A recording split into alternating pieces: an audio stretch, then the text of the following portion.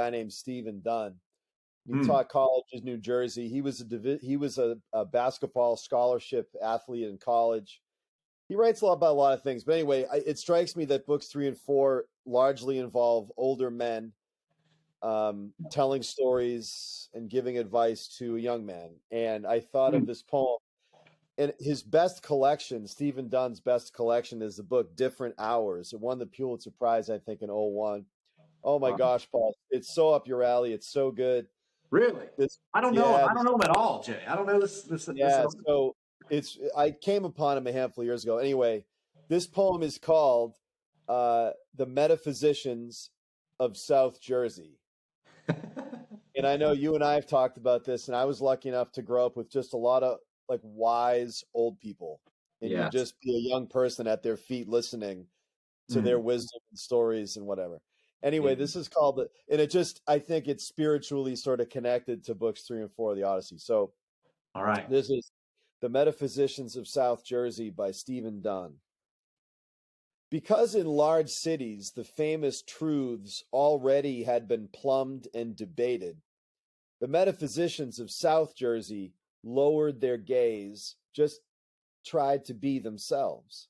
They'd gather at coffee shops in Vineland and deserted shacks deep in the pine barrens. Nothing they came up with mattered, so they were free to be eclectic and as odd as getting to the heart of things demanded. They walked, undisguised, on the boardwalk. At the Hamilton Mall, they blended with the bargain hunters and the feckless.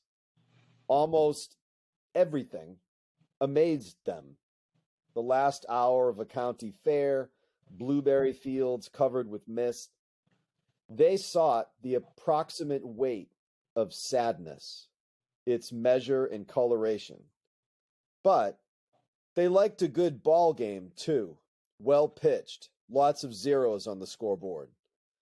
At night, when they lay down, exhausted and enthralled, their spouses knew it was too soon to ask any hard questions. Come breakfast, as always, the metaphysicians would begin to list the many small things they'd observed and thought, unable to stop talking about this place and what a world it was. Am I right, Paul? You got to check this guy out. He's so good. Oh my gosh. It's so good. I knew you'd like it. That is amazing. That is amazing. Right. The odd details, however odd they had to pay attention to the odd details, whatever it took to get to the heart of things. Yeah. What a perfect line.